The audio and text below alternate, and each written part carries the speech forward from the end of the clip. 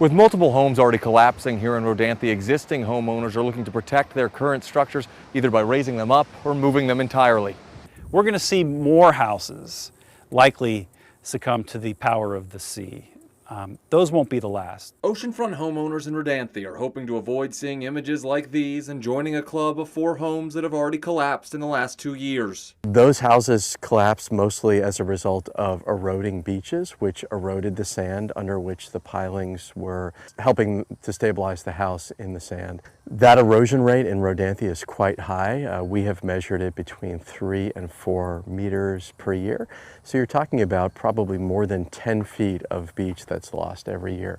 10 feet may not seem like a lot, but as time passes, it adds up and brings the Atlantic Ocean closer and closer to homeowners' front doors. I think it's important to see those not as, hey, what did those property owners do wrong? Why did they build there? I mean, this is a problem that's been ongoing. When most of those property owners purchased that particular property, they probably had hundreds of feet of of beach in front of them. One homeowner told us their home has already flooded several times to the point they expect it whenever severe storms come. House moving companies have been busy here and more homes are going up on stilts or being pushed back further from the ocean.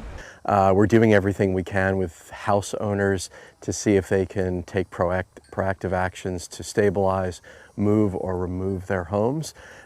If that is not done, then yes, it is likely there could be some other structure collapses, but right now we're focused on avoidance. Though it's a problem in Rodanthe now, experts warn this area is one of the few that can still handle the increased risks.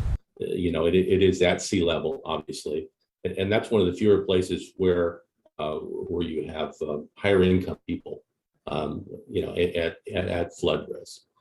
That's not the case for the most of the rest of the state. The homes that already have collapsed are causing headaches for more folks than just the homeowners themselves. The broken up debris from the home basically was carried by the waves and the currents, in some cases more than a dozen miles from the collapse site, into tens, if not hundreds of thousands of pieces of debris. So the cleanup was very significant, and as a matter of fact, it's still ongoing now. Several homes in this neighborhood are up for sale, and there's uncertainty about the value of oceanfront property that is here today and could be gone tomorrow. Property owners should be able to find information out about the vulnerability of their property easily. And the fact is we should be looking for ways to help these property owners to be less vulnerable moving forward. And I think that's really important, is to use these houses that did fall in the ocean as an example of, where do we go wrong? What could we do different in the next 10 years such that we don't have the same problem happening? In Rodanthe, Fort Hatchett.